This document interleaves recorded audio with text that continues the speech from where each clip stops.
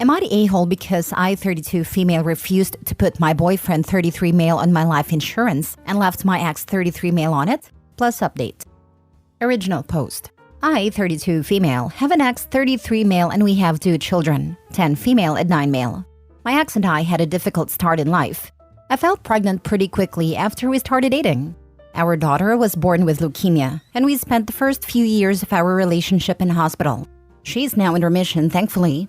We also had another child during this time, and our son is autistic. After being together for 6 years, we split up indefinitely when our children were 6 and 5, which was very hard for me and him. After healing for about 1.5 years, I began dating my now boyfriend, who we'll call Jake. Jake was really lovely and kind, and took it slow with me. After a year, I introduced him to my kids. At first, my daughter was not very happy with the situation, but eventually she grew to tolerate him. Jake even has a civil relationship with my ex. Eventually, Jake moved in with my children and I, has been living with us for about 2 months now. When my daughter was born with leukemia, my ex and I had decided to both get separate life insurance just in case anything happened to us. When we originally got them, we decided that we would be each other's trustee. It also would receive 30% of the insurance and the rest would go on our child/children. After we had our son, we updated our life insurances with his name also on it. We have both still honored that. Our reasoning for this is that if one of us was to go while our children were still young, then the other would be left as a single parent and may need some support and stability. I still feel very strongly about this. Now on to the issue. Jake was cleaning up my files in my office when I was at work and had come across my life insurance agreement. While I was at work, he had sent me a message saying, "We need to discuss something important when you get home." Obviously, I was freaking out and tried calling him, but he would not answer me and said he was too angry to talk to me. I run my own business, so I took off early and drove home. Before I left, I messaged Jake to say I'm on my way home. When I arrived, I seen Jake on his sofa glaring at me when I arrived. He threw the life insurance papers at me and demanded to explain myself. I picked them up and asked what the problem was. He began to scream at me and said, "Why is your ex on your insurance that I'm not?" I explained to him my reasons above and he scoffed and said, "Well, you both make so much money now, you don't need to support one another." I was extremely angry at this and told him that it was not his business who I put in my life insurance. The money is mainly for my children and ex, and it will stay that way. Jake replied, "Well, I put so much work into this relationship, and I'm not going to get anything from it. No normal man would want a woman with 2 children who has issues." I saw red. I kicked him out and told him we were done. My children will always come first, and I will never let anyone get in the way of that. Jake packed his bags and left. While he was packing, he shouted at me that I never really got over my ex and we still love each other, blah blah blah. That he knew it from the start, and I'm such an a-hole for not putting him on my life insurance. So Reddit, I have to ask, am I the a-hole? Edit. I should have added that this did happen a few weeks ago. I haven't seen him since then, but constantly receiving messages from him and calls. Now for the top comments before reading the update. Gonna say not the a-hole, but also have to ask, has this situation come up before? Not the life insurance specifically, just him bringing up residual feelings for your ex, or a fear of getting uprooted and losing not just a partner, but at this point an entire family? The situation has never come up before. He does have his own children who are lovely. Him and his ex split because of insecurities on Jake's part. He constantly accused her of cheating and it tired her out. He has been cheated on before by a previous ex. I have tried telling him to get into therapy, but he refuses to go. He constantly compares himself to my ex and complaining I'm not over him. He says things like, "Oh, your ex is always around. Your ex didn't do this for you like I have. Your ex is better looking than me." My ex is around for our children and is a very active father. He was always there for me to help in the house, but since I've been with Jake, he only came around when it was about the children. I'm sorry you're in the situation you're in. Jake has to fix himself before he's ready for a relationship. And it sounds like you gave him stepping stones to do that, but he doesn't want to walk down the path. I hope everything works out for you, but you're definitely not the a-hole here. Not the a-hole. And his "I put so much into the relationship and get nothing out of it" when talking life insurance is alarming. I mean, we've seen enough forensic files to know what he meant. You dodged a heck of a bullet with that guy. The reality is, if you have primary custody after a divorce and pass away, most courts would grant a surviving parent custody. You did the right thing by ensuring your kids are still taken care of if that unfortunate event happens, especially since one child had health issues and the other has special needs. All the better that it at least sounds like you and your ex are able to co-parent. I can't possibly imagine that if something happened to you, Jake could have the kid's best interests at heart, and especially after his very telling reaction about the life insurance policy. Opie dodged a nuclear missile with the red flags Jake was waving around. I like how he was helpfully cleaning up her office and just happened upon her life insurance papers. Now for the mini update. So before I start with a little update, I want to say thank you for all the comments. I'm going to go through them all and try to reply even though it's a lot. I just want to address a few things. This did happen a few weeks ago and I did post in another group, but unfortunately got no advice on that subreddit. I'd left it for a few weeks before my ex suggested this one, because his words are, maybe these internet strangers would make you see sense and stop you thinking you're an a-hole. Also, could help you to see you shouldn't get back with Jake. Just wanted to clear that bit up. Firstly, I should have probably added this in the post. My ex and I are definitely not getting back together. We are very good friends, as I am with his husband. My ex always thought he was gay, but he is not from the UK and his parents would disapprove, which they have done so and cut ties with him. I was upset to start with, but loved them both dearly. I was even best woman at their wedding. So yes, I definitely am over my ex. My ex, his husband and I are currently having a lovely glass of wine and discussing the issues around Jake. For the people saying it's not right that I have my ex on my life insurance, let me just explain my point of view. Our son is autistic, so has a lot of issues around his autism. Our daughter, due to chemotherapy, is deaf in one ear and is currently in a wheelchair and has multiple appointments. I am very wealthy and my ex-partner is not. We opted to do private care to get the best for our children. I'm leaving him some money for our children and to help him and his husband financially if anything was to happen to me. I 10,000% trust my ex with our kids' money. My children will inherit all my properties and money. I do have a will, so everything in that sense is sorted. They have trust funds and never need to worry about their future. My life insurance is all my ex gets money from, and a few thousand from my own personal money, as does his husband. Now on to Jake. Currently, my ex, his husband and I are packing up Jake's things and they are going to take it to his parents' house.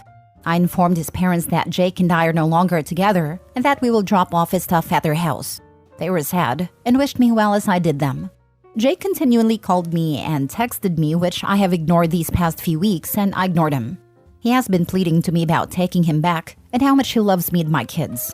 However, just an hour ago, he sent the most vile messages I've ever had in my life, calling my daughter a spoiled dramatic little witch who uses her illness to get her way. He called my son some disgusting things, which I won't even repeat. At this point, I was done. I messaged him one final message, saying that if he continued to try reaching out to me, I will be filing for a protection order against him, and blocked him on all platforms. Also, I screenshotted the last message he sent and forwarded it to his ex and his family. I am very aware that it is petty, but I do not care. No one gets away with saying that about my children. I really think I will take a break from dating for a while and concentrate on me and my little family, which includes the father of my children and his husband. I'm so upset that there were red flags there that I just chose to ignore or was really oblivious to. Little edit. I know I said I wouldn't post what he said, but screw it. He's a horrible human and I've had a few glasses of wine. Lol. He called my daughter a cripple and called my son a retarded freak. So he can so screw himself. I'm probably just gonna leave this post now. Time to heal and focus on my beautiful kids. Thank you so much for all the comments and advice. I hope you are all blessed, and I appreciate everyone's opinions, advice, and support. I will definitely be taking a lot of points into my heart. Thank you. Last story. Am I the a-hole for calling my wife fat? Original post. I, 34 male, work in a physically demanding field. Myself and my coworkers are all fit people, without a lot of body type variety. My wife, 32 female, is fat. The thing is, she's always been fat. The whole time I've known her. We dated when she was fat, we got married when she was fat. She knows she's fat. She's fat and she's beautiful. I'm happy if she loses weight and I'm happy if she stays where she is. I think she's the most beautiful woman in the world as is. One of my coworkers, Julia, 28 female, started complaining that she's too fat to be loved, and fat people don't get to be loved. Julia isn't fat. She's maybe 120 pounds. She works out 5 times a week and barely ever eats. I told her that wasn't true and that my wife was fat. She got really red in the face and started telling me I wasn't allowed to call my wife fat, that I was insulting her and that my wife was beautiful and curvy. Carol doesn't like being called curvy. She thinks it's a label used to avoid calling people fat because it's a dirty word to most people. I told Julia as much and she started threatening to tell my wife I called her fat. She pulled up her Instagram and told me she was messaging Carol that I was being mean. I beat her to the punch and called my wife, put her on speaker, and asked if she was curvy or fat. Carol laughed and said, "I hate that curvy nonsense. Fat and beautiful, baby." I thanked her, told her I loved her, and hung up. As soon as I hit end, Julia went mental. She started screaming that I was abusing my wife. When I asked how, she said I was clearly brainwashing her into accepting the term fat to try to keep her complacent and from getting away from me. That no woman in her right mind could be okay with her husband calling them fat. I showed her a picture of my wife in a shirt that had BBW on it. She bought it for herself, by the way. She stormed off and hasn't spoken to me since. Now, I just walked in today to an email from HR requesting a meeting with me. I don't think it's a big deal. I have my wife's blog for fat positivity, the shirt, and can easily call her for proof. But now, things are frigid at work. And Julia constantly gives me dirty looks when we were in the same room. She ignores me otherwise. So I'm just over here scratching my head. Am I the a-hole for calling my wife fat? Now for the top comments before reading the update. The difference between your wife and Julia is that your wife loves herself. Julia can't even pretend to. Not the a-hole. Yep, the HR thing is wild. Imagine fishing for validation from a man, your married coworker, going off on him for loving his wife, threatening to DM her, and then reporting him to HR. Not the a-hole. If anything, Julia may be upset because she can't blame her insecurities on this idea of being fat. Or she uses this idea of body positivity to push others into expressing fat phobia she internalizes. Ding ding ding. The wildest thing is, Julia was fishing for validation from a married man, and then went off the deep end quickly. Julia is controlling, emotionally labile and passive-aggressive. Avoid and ignore as much as possible, OP. For reals, Julia was definitely fishing for compliments by calling herself fat, hoping the OP will confide about how his wife is fat and how he hates it. But she wasn't expecting OP to have a healthy marriage to a confident woman. Not the a-hole and your wife sounds awesome. Julia should get a better hobby because she sucks at fishing. My wife is the light of my life. She makes me smile every day and she's the reason I wake up in the morning. Thank you. But this is exactly why people stay so guarded at work these days. I'm 40, and when I first started working, the office culture was always work hard, play hard. And many coworkers were my friends. We'd go to the bar after work and things like that. About 5 years ago, I got written up for talking about how bad my neighbor I had just moved into was, and that I didn't feel safe walking alone at night and definitely wouldn't recommend a woman walking alone. I got written up because a coworker overheard this conversation and was uncomfortable with the implied topic of rape.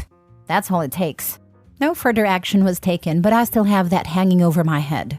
I know it's on record. I know there is an anonymous woman that is actively avoiding me pretending to have trauma. I am polite and professional with coworkers now, and they don't even know where I live anymore and nothing about my personal life. OP here did nothing wrong, but he did make a coworker uncomfortable. That's enough these days. It doesn't matter if that person has justification to be uncomfortable. They can claim in and then make it a problem for their employer by claiming hostile work environment and so on. Even unjustified, it's time and expense and risk for a company.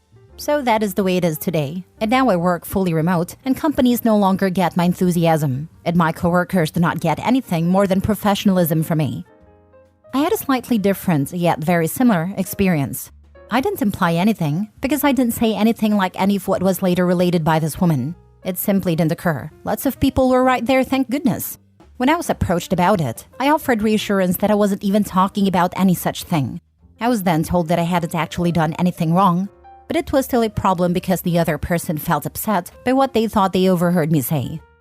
I've been working in an office for about 3 years and never had an office job.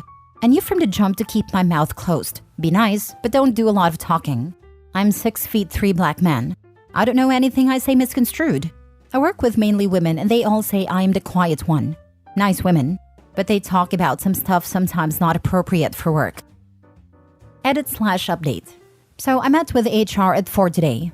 Apparently, multiple coworkers who had overheard the conversation stopped by HR through the day to give their side and weigh in.